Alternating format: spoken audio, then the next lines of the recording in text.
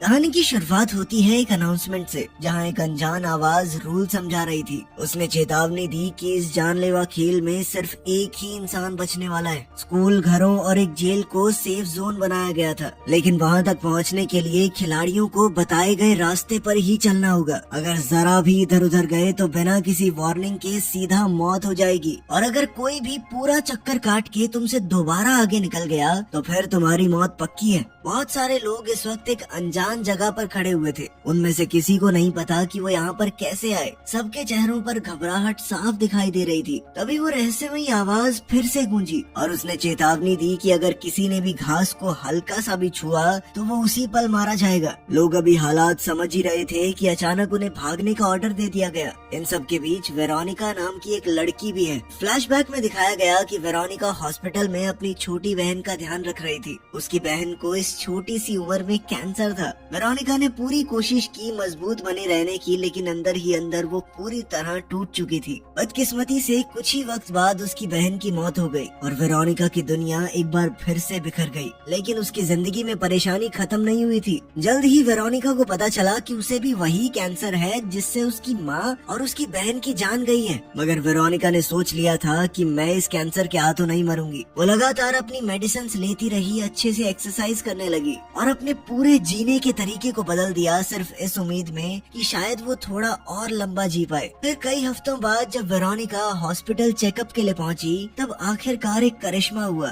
Doctor ने बताया कि उसका कैंसर पूरी तरह ठीक हो गया है। इतने समय बाद पहली बार वेरोनिका खुश नजर आई, लेकिन उसका ये सुकून भी कुछ ही पलों का था। जब वो घर लौट रही थी तो अचानक उसकी आंखों के सामने बहुत तेज रोशनी आई और देखते ही देखते उसके आसपास की पूरी दुनिया उस रोशनी में गायब हो गई। इसके बाद जब उसकी आंख खुली तो वेरोनिका इन सब लोगों के साथ यहाँ पर थी। वो बहुत डरी हुई थी, एकदम बाकी सबकी तरह। अभी वो रहस्यमयी आवाज फिर से चिल्लाई कि भागो या मरो। इसी दौरान वेरोनिका ने डर और घबराहट में गलती से घास पर कदम रख दिया। उसी पल उसके शरीर में एक भयानक रिएक्शन शुरू हुआ। वेरोनिका चौंकते हुए अपने आप को देख ही रही थी कि अगले ही पल उसका सर धमाके से फट गया। ये खौफनाक मंजर देखते ही सब लोग डर के मारे चीखने लगे। अब उन्हें आखिरकार समझ आ चुका था कि ये कोई आम गेम नहीं है, बल्कि एक जानलेवा डेथ रेस है। बाकी सब ठीक है, वेरोनिका की किस्मत कितनी गंदी थी भाई, मुझे तो दया आ गई लड़की पे। इसके बाद ये खुलासा किया गया कि टोटल 80 लोग अचानक से यहाँ पर भेज दिए गए थे, बिना किसी वजह के। वेरोनिका का सर फटते हुए देखकर सब लोग बुरी तरह डर गए और उन्होंने जान बचाने के लिए भागना शुरू कर दिया। अब सिर्फ एक बूढ़ा आदमी पीछे रह गया था, क्योंकि वो ठीक से चल भी नहीं पा रहा था। इसी बीच हम एक बहरे लड़का लड़की को देखते हैं जो अपने हालात समझने की कोशिश कर रहे थे, लेकिन तभी अचानक से उन्हें एक आवाज सुनाई देने लगी। उनके लिए ये किसी करिश्मे से कम नहीं था, क्योंकि पहली बार जिंदगी में उन्हें कुछ सुनाई दे रहा था। वहीं भीड़ में एडी और जस्टिन नाम के दो दोस्त थे। वो भी बाकी सबकी तरह घबराकर भाग ही रहे थे, ये सोचते हुए कि आखिर वो यहाँ पर आए कैसे। तभी वो रहस्यमयी आवाज हर एक मौत के बाद बचे हुए लोगों का नंबर अनाउंस करती रही। कुछ देर बाद उन दोनों की नजर एक आदमी पर पड़ी जो रेस से भागने की कोशिश कर रहा था, लेकिन जैसे ही वो रास्ते से हटा, अगले ही पल उसका सर भी धमाके से फट गया और अब जिंदा बचे लोगों की संख्या सिर्फ 72 रह गई। फिर कुछ देर बाद सब लोग एक खाली पड़ी जेल तक पहुँचे, जहाँ हर कोई एरोज से बने हुए रास्ते पर तेजी से भाग रहा था। इसी भागा दौड़ी में एक छोटी एशियन लड़की अचानक से सीढ़ियों से गिर गई। उसके पैर की हड्डी बुरी तरह से डिसलोकेट हो गई। दर्द के मारे वो चीखने लगी, जबकि उसका छोटा भाई लोगों से मदद की भीख मांग रहा था, लेकिन किसी ने रुक कर उनकी तरफ देखा तक नहीं। सिर्फ जस्टिन ही उनकी मदद करने के लिए आगे आया। वो और एडी मिलकर उस जख्मी लड़की को एक कमरे तक ले गए। दोनों भाई बहन बुरी तरह घबराए हुए थे और तब पता चला कि उन्हें इंग्लिश समझ ही नहीं आती। छोटा लड़का बार बार अपने माँ बाप के बारे में पूछ रहा था, जबकि लड़की समझाने की कोशिश कर रही थी कि मुझे हॉस्पिटल जाना जरूरी है। लेकिन एडी को लग रहा था कि बच्चों को साथ ले जाना नामुमकिन है। उसने जस्टिन से कहा कि भाई हमें इन्हें यहीं पर छोड़ना पड़ेगा, आगे बढ़ते रहना पड़ेगा हमें। मगर जस्टिन को ये ठीक नहीं लग रहा था। फिर भी उसने बच्चों को वहीं रुकने को कहा, ये वादा करते हुए कि मैं मदद लेकर आऊंगा। फिर दोनों कुछ दूर तक भागते रहे और तब ये खुलासा हुआ कि वो असल में उन बच्चों को वहीं छोड़कर भाग रहे हैं। लेकिन ये करते हुए जस्टिन का दिल दुख रहा था। वो जानता था कि उन बच्चों को ऐसे छोड़ना गलत है। वो उनकी मदद करना चाहता था, लेकिन एडी ने उसे याद दिलाया कि अगर किसी ने पूरा चक्कर काट के हमें पार कर लिया ना, तो बच्चों के साथ साथ हम भी मारे जाएंगे। आखिरकार जस्टिन भी मजबूरी में एडी की बात मानकर आगे बढ़ गया। इसके कुछ देर बाद दोनों की मुलाकात एक पादरी से हुई, जिसे पूरी तरह यकीन था कि उनसे बात करने वाली आवाज खुद भगवान की है। उसका मानना था कि वो सभी लोग स्वर्ग और नर्क के बीच के रास्ते पर फंस चुके हैं और अगर वो सही रास्ते पर चले तो आखिरकार स्वर्ग तक पहुंच जाएंगे और जो भी भटका वो सीधा नर्क में जाएगा। लेकिन एडी और जस्टिन को उसकी बातें बिल्कुल बकवास लगी। वो लोग भागते हुए आगे बढ़ते रहे और जल्द ही एक चर्च तक पहुंच गए। वहाँ प्रीस्ट की नजर जीसस के क्रॉस पर पड़ी और वो उसकी तरफ बढ़ने लगा, लेकिन इसी चक्कर में उसने बिना ध्यान दिए रास्ता छोड़ दिया। अगले ही पल उसका सर भी धमाके से फट गया। ये खौफनाक मंजर देखकर वहाँ मौजूद सब लोग शॉक से जम गए। कुछ वक्त बाद एडी और जस्टिन दोबारा रेस के स्टार्टिंग पॉइंट तक पहुँच गए। वहाँ उन्होंने उस बूढ़े आदमी को देखा जो अब भी जमीन पर बेबस पड़ा था। वो अब तक एक कदम भी नहीं चल पाया था। अब हालात और भी खतरनाक हो चुके थे, क्योंकि अगर कोई भी बूढ़े आदमी से आगे निकल गया तो वो तुरंत मारा जाएगा, क्योंकि ये उन लोगों का दूसरा लैप होगा। इसी दौरान वो बहरे लड़का लड़की भी वहाँ पर पहुँच गए और उन्होंने बूढ़े आदमी की मदद करने का ऑफर दिया। साथ ही ये भी साफ हो गया कि कोई तो अनजान ताकत है जो उनके ऊपर नजर रखे हुए थी। इसके बाद उनका ग्रुप उस बूढ़े आदमी को घर के अंदर ले गया, जहाँ वो दूसरे लोगों को भी आगे बढ़ने से रोकने की कोशिश करने लगे। वो समझाने लगे कि अगर तुम आगे बढ़े तो ये अंकल मर जाएंगे। कुछ लोग सिचुएशन समझ गए या फिर वो इतने थक चुके थे कि वहीं रुकने को तैयार हो गए, लेकिन दूसरी तरफ कई लोग डर और पैनिक के मारे आगे बढ़ते रहना चाहते थे, क्योंकि उन्हें डर था कि अगर वो रुके तो उनका सर भी धमाके से फट जाएगा। और इस सब के बीच वो रहस्यमयी आवाज दोबारा से बोली, भागो या मरो। लेकिन जस्टिन हार मानने को तैयार नहीं था। वो सबको समझाने की कोशिश करता रहा कि अगर सब मिलकर काम करें तो शायद वो इस जानलेवा सिस्टम को हरा सकते हैं। इसके बाद जस्टिन ने बहरे लड़का लड़की से बात की और पूछा कि क्या उन्हें पता है वो यहाँ पर कैसे आए, लेकिन उनके पास कोई भी जवाब नहीं था। उन्हें सिर्फ इतना याद था कि जो भी लोग उस सड़क पर मौजूद थे सब लोग अचानक इस अनजान जगह पर टेलीपोर्ट हो गए। फिर थोड़ी देर बाद एक मुस्लिम आदमी नमाज पढ़ने लगा। ये देखते ही वहाँ मौजूद एक गुस्सैल औरत बुरी तरह भड़क गई।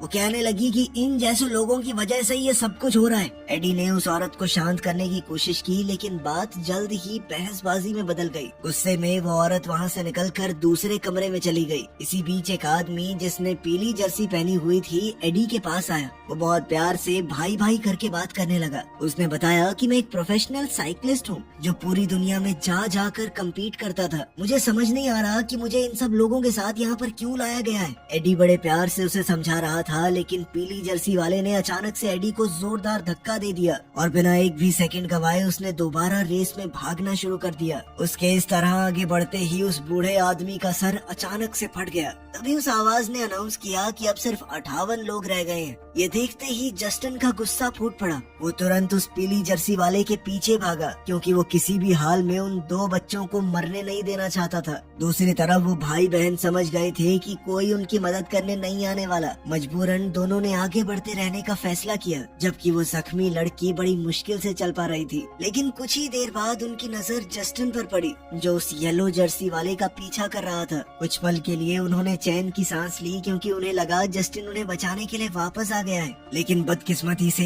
जस्टिन येलो जर्सी वाले को वक्त पर नहीं रोक पाया और उन दोनों का सर भी फट गया। बाद में थक हार कर जस्टिन ने एडी को सब कुछ बताया। वो बच्चों को छोड़ने के फैसले पर पछता रहा था। दूसरी तरफ वो पीली जर्सी वाला बिना किसी पछतावे के रेस में भाग रहा था। जहाँ जहाँ वो लोगों को पूरा लैप करके काटता गया, मौत का सिलसिला तेज हो गया। कुछ ही वक्त बाद उसकी मुलाकात एक प्रेग्नेंट औरत से हुई। न जाने कैसे इस बार वो पीली जर्सी वाला उससे आराम से बात करने लगा। उस औरत ने बताया कि मैंने अपने होने वाले बच्चे का नाम तक सोचा हुआ है। यहाँ तक कि उसने उसे अपना पेट छूने को भी कहा, ताकि उसे थोड़ी दया आए, वो महसूस कर पाए कि इस नई जान को जिंदा रखना होगा। एक पल के लिए हमें ऐसा लगा भी कि उस पीली जर्सी वाले के अंदर भी इंसानियत है, लेकिन ये एहसास ज्यादा देर तक टिक नहीं पाया। उसने औरत से माफी मांगी और कहा कि मैं तुम्हारी जान को अपनी से ऊपर नहीं रख सकता। फिर उसने ठंडी आवाज में कहा अलविदा और आगे बढ़ गया। ये सुनते ही वो बेचारी औरत डर के मारे उससे रुकने की भीख मांगने लगी, लेकिन येलो जर्सी बिना पीछे देखे आगे भाग गया। अगले ही पल उस औरत और उसके पेट में पल रहा बच्चा धमाके से फट गए। ये मंजर और भी ज्यादा खौफनाक था, क्योंकि इस बार सिर्फ एक नहीं बल्कि 2 जिंदगियां एक साथ खत्म हो गई थी।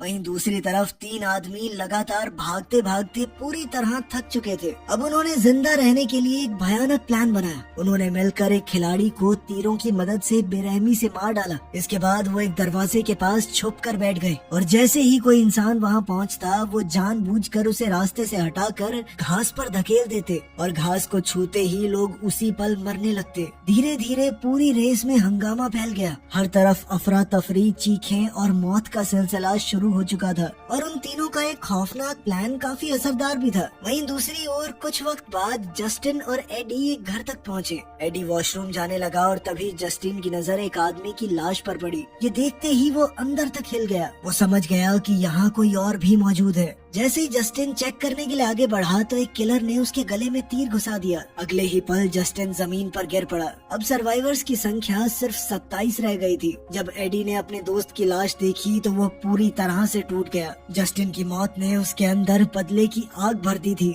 उन दोनों की दोस्ती कोई यूं ही कच्ची पक्की नहीं थी। अफगानिस्तान के साथ युद्ध के दौरान वो दोनों फौज में थे। एक धमाके में जब एडी की टांग उड़ गई तो जस्टिन ने अकेले पीछे रहकर उसे बचाया था। जस्टिन बहुत मुश्किल से उसे घसीट कर ले जा रहा था और आखिरकार दोनों एक गुफा तक पहुंचने में कामयाब हो गए। मौसम हद से ज्यादा ठंडा था, इसीलिए जिंदा रहने के लिए दोनों फौजी एक दूसरे से लिपट कर लेटे रहे। इसी दौरान उन्होंने पहली बार ढंग से एक दूसरे से जान पहचान की। एडी जस्टिन की अच्छाई देखकर हैरान था, क्योंकि अक्सर लोग किसी अनजान इंसान को उस हालत में छोड़कर चले जाते, लेकिन जस्टिन ने उसे मरने के लिए अकेला नहीं छोड़ा। इस घटना के कुछ साल बाद हम देखते हैं कि घर लौटने के बाद भी दोनों साथ थे। वो काफी अच्छे दोस्त बन चुके थे। जस्टिन अब स्पेशल बच्चों के लिए एक स्कूल चलाता था। एक दिन उसने एडी को स्कूल बुलाया ताकि वो बच्चों से मिल सके। जब एडी स्कूल में पहुंचा तब उसने उन अपाहिज बच्चों को अपनी कहानी सुनाई और उन्हें आगे बढ़ने की प्रेरणा दी। उसने बताया कि इंसान अगर हिम्मत न हारे तो वो कुछ भी हासिल कर सकता है। इसके बाद वो दोनों स्कूल से निकल गए। रास्ते में उनकी गाड़ी एक ट्रैफिक लाइट पर रुकी, जहाँ उनकी नजर एक बहरे लड़के लड़की पर पड़ी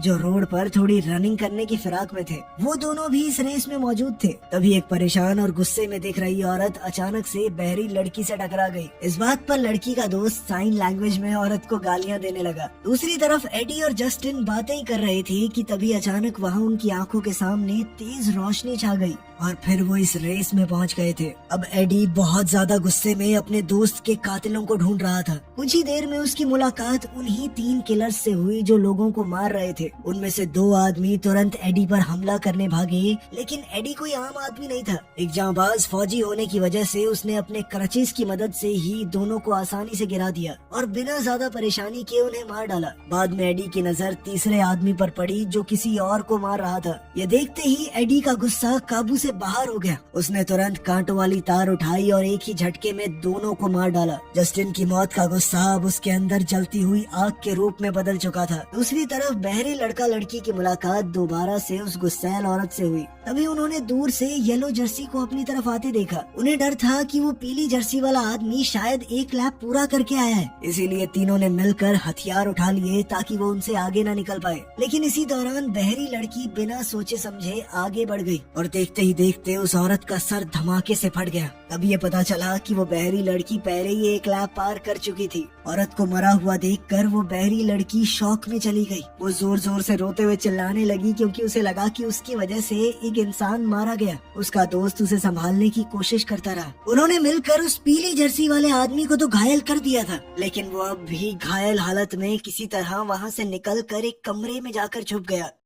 तभी उस रहस्यमयी आवाज ने ऐलान किया कि अब सिर्फ 17 लोग जिंदा बचे हैं। फिर कुछ वक्त बाद वो बहरी लड़की पूरी तरह पैनिक में चली गई। अपनी आंखों के सामने इतनी सारी मौतें देखने के बाद वो दिमाग से टूटने लगी थी। उसने साइन लैंग्वेज के जरिए उस अनजान रहस्यमयी आवाज से बात करने की कोशिश की और मरने से पहले सिर्फ एक बार म्यूजिक सुनने की भीख मांगी। ये पल काफी इमोशनल था क्योंकि जिस लड़की ने पूरी जिंदगी कोई आवाज तक नहीं सुनी, उसकी आखिरी ख्वाहिश थी कि एक बार मुझे गाना सुना दो। लेकिन तभी बहरे लड़के ने उसे समझाया कि हम दोनों मिलकर इस मुसीबत से बाहर निकल सकते हैं। उसकी बात सुनकर लड़की ने खुद को संभाला और फिर दोबारा हिम्मत जुटाकर रेस में आगे बढ़ने लगी। कुछ देर बाद दोनों आराम से बात करते हुए भागते रहे और आखिरकार एक चर्च तक पहुंच गए। तभी उस रहस्यमयी आवाज ने ऐलान किया कि अब सिर्फ 6 सर्वाइवर बचे हैं। इसी दौरान बहरे लड़के ने अचानक अपनी दोस्त को किस करने की कोशिश की, लेकिन अगले ही पल शर्मसार होकर वहाँ से भाग गया। थोड़ी देर बाद वो लड़की उसके पास आई और उसे शांति से समझाया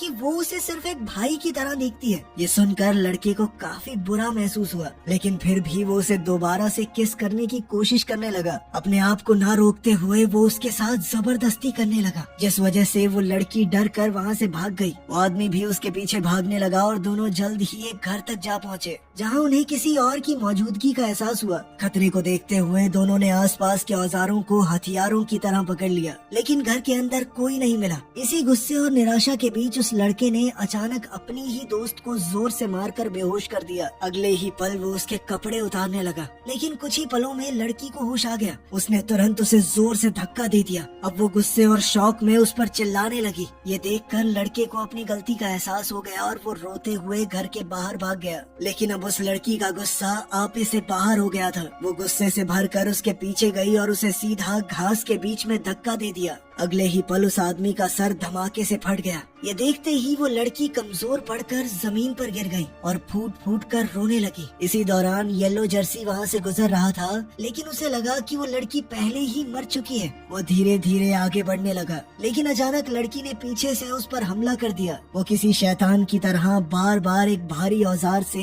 येलो जर्सी पर वार करती रही और आखिरकार उसे बेरहमी से मार डाला।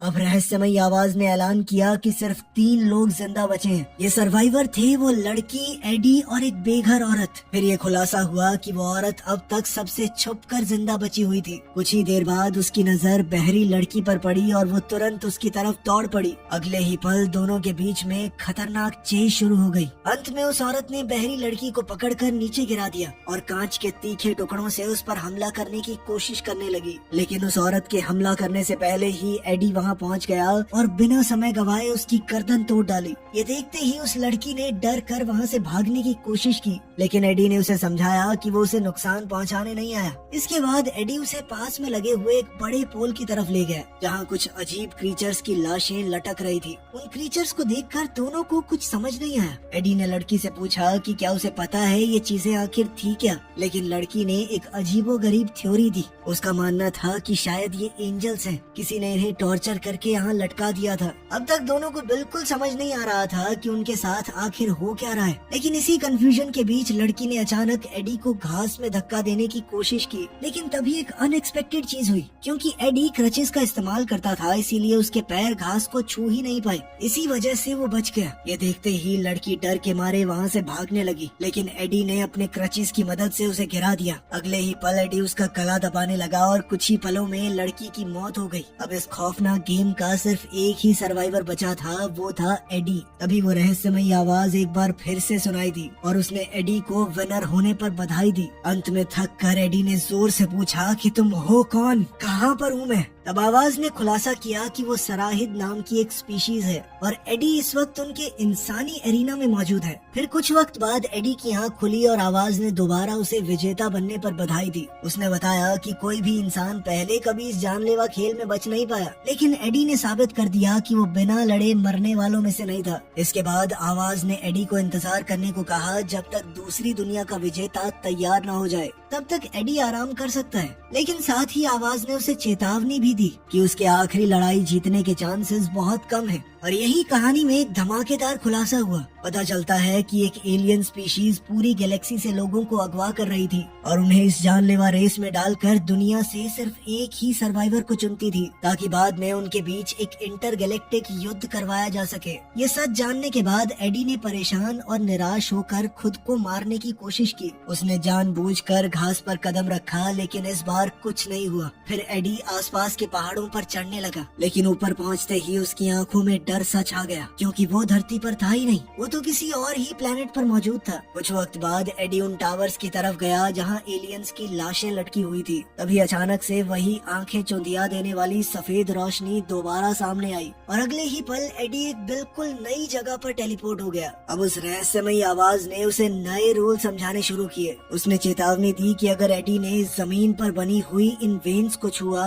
या फिर आसमान में बनी फेंस को, तो वो तुरंत मर जाएगा। उसके पास जिंदा रहने का सिर्फ एक ही ऑप्शन है और वो था जीतना। कुछ ही पल बाद एक बहुत बड़ी स्पेसशिप वहाँ आ पहुंची और उसके अंदर से एक बहुत बड़ा एलियन क्रीचर बाहर निकला। तब खुलासा होता है कि वही एडी का फाइनल अपोनेंट है। अब एडी के पास लड़ने के अलावा कोई और चारा नहीं था। उसने अपनी गर्दन चटकाई और आखिरी मुकाबले के लिए तैयार हो गया। अब वो जीतेगा या हारेगा ये तुम लोग कमेंट्स में बता सकते हो, क्योंकि कहानी में तो आगे दिखाया नहीं गया। मिलते हैं अगली वीडियो में।